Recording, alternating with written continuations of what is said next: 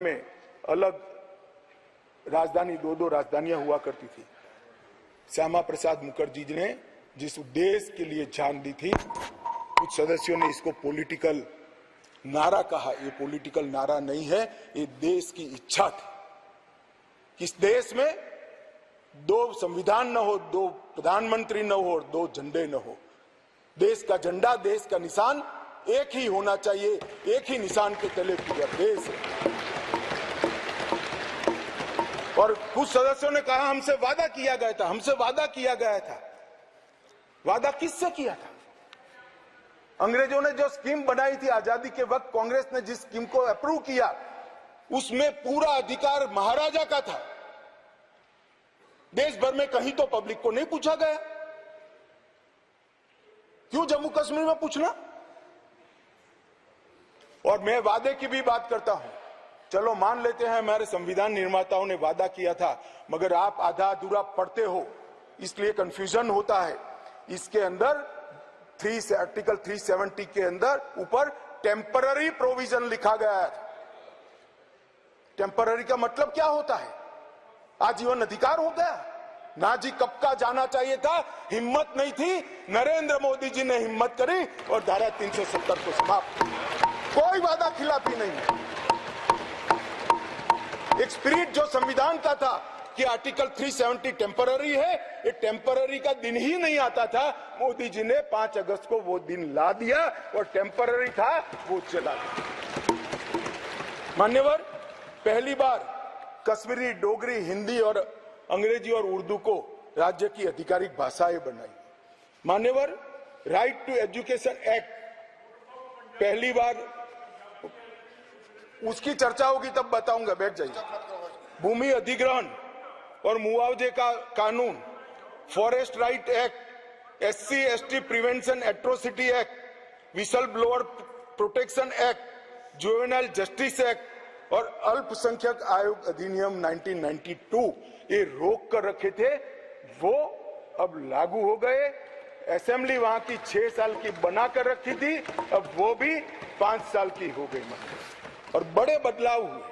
मान्यवर, मैं आज कहना चाहता हूं, हम भी गए थे लाल चौक पर तिरंगा फहराने के लिए, रोक दिया था मोदी जी और हमारे उस वक्त के अध्यक्ष मुरली मनोहर जी गए और लाल चौक में तिरंगा फहराया था। मान्यवर, तिरंगा फहराने के लिए जद्दोजहद करनी पड़ती थी। आज हर घर तिरंगा, घाटी का एक भी घर ऐसा नहीं था जहां पर तिरंगा न फहरा। मान्यवर, ये बदलाव आज लाल चौक में सारे धर्म के त्योहारों को रंग चंग के साथ मनाया जाता है और सारे धर्म के लोग पार्टिसिपेट करते हैं। बंधारण, संविधान की स्पिरिट को अब नीचे उतारा गया है। ये जो पूछते हैं क्या हुआ क्या हुआ क्या हुआ, मैं उनको जवाब देना चाहता हूं। मान्यवर, मैं उनको जवाब देना चाहता हूं, जब आर्टिकल 370 गया उसके पहले GSDP 1 लाख करोड़ था, सिर्फ 1 लाख करोड़।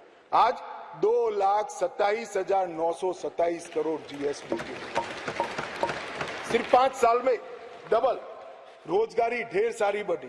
पहले 94 डिग्री कॉलेज थे मसूदी साहब, अब 147 हो गई। IIT, IIM और 2 एम्स।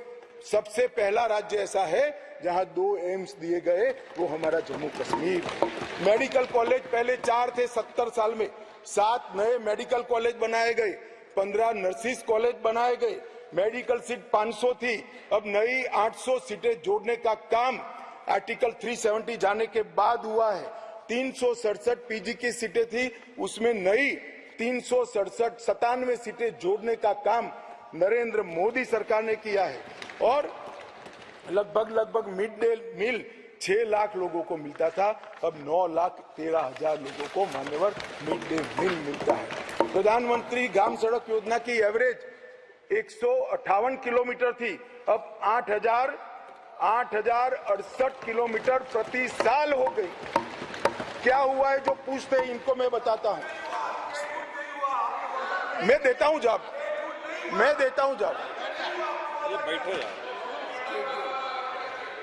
मान्यवर, स्मार्ट सिटी मिशन पहले था ही नहीं, अब 173 काम हुए हैं। प्रधानमंत्री आवास योजना में 70 साल में 24,000 घर दिए गए थे। ये 5 साल में 1,45,000 लोगों को घर देने का काम नरेंद्र मोदी सरकार। 75 साल में 4 पीढ़ियों ने 7,82,000 लोगों को पीने का पानी पहुंचा चुके थे। अब नए 13 लाख परिवारों को पीने का पानी पहुंचाने का काम नरेंद्र मोदी सरकार ने किया। मान्यवर, शिशु मृत्यु दर 22 थी, वो कम होकर 14.30 पर लाने का काम नरेंद्र मोदी सरकार ने किया है।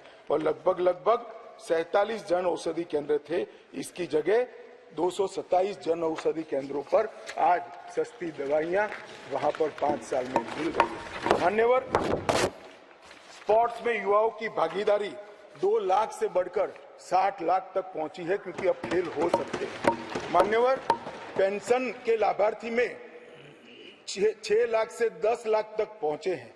ये सारा परिवर्तन केवल और केवल नरेंद्र मोदी सरकार ने आर्टिकल 370 जाने के बाद किया है। और जो राष्ट्रपति शासन को क्रिटिसाइज करते हैं, उनको मैं बताता हूं, हम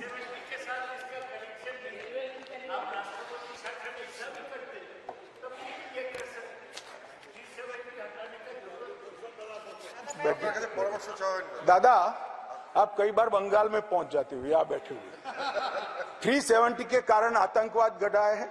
आतंकवाद जाने के कारण, कम होने के कारण वहां अच्छा वातावरण हुआ है। इसी के कारण ये सब डेवलपमेंट हुआ है, वरना IIM न होता, ना एम्स होता, कुछ न होता। आप नहीं समझ पाओगे। जब हमारा सरकार बंगाल में आएगा, वातावरण सुधरेगा और विकास होगा, तब मालूम पड़ेगा कि क्या परिवर्तन है।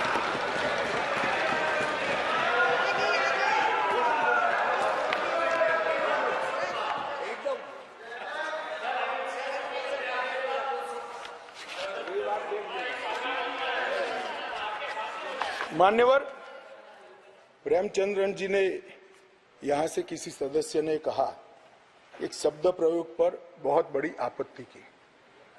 मैं वो शब्द प्रयोग की अनुमोदन करने के लिए आज मेरी बात कहना चाहता हूं। मैं वो शब्द प्रयोग को सपोर्ट करना चाहता हूं। वो शब्द प्रयोग था नेहरूवियन ब्लंडर। नेहरू के समय में जो ब्लंडर हुआ था, इसके कारण कश्मीर को भुगतना पड़ा। मैं मान्यवर इस सदन में खड़ा रहकर आपके आसन के सामने जिम्मेदारी के साथ कहता हूं कि 2 बड़ी गलतियां जो पंडित जवाहरलाल नेहरू के प्रधानमंत्री काल में हुई, उनके लिए गए निर्णयों से हुई। इसके कारण सालों तक कश्मीर ने सहन करना पड़ा। एक सबसे बड़ी गलती, जब हमारी सेना जीत रही थी, पंजाब का एरिया आते ही सीज फायर कर दिया गया और पाक ऑक्यूपाई कश्मीर का जन्म हुआ। अगर सीज फायर 3 दिन लेट होता तो पाक ऑक्यूपाई कश्मीर आज भारत का हिस्सा।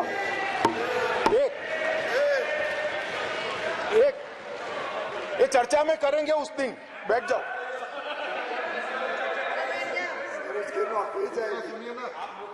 चर्चा है ना पूरा दिन। मान्यवर, और दूसरा,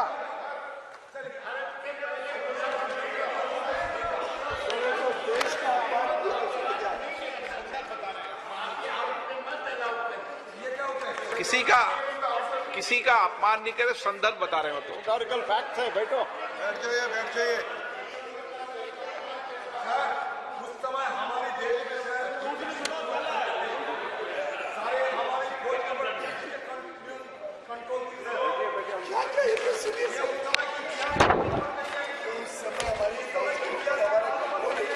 नहीं तो आपको कैसे मालूम हुआ इस वक्त का? मान्यवर, अभी तो एक ही का है, दूसरा तो सुने। उसका कंट्रोल नहीं था। बैठ जाओ। मेरा जन्म नहीं हुआ था।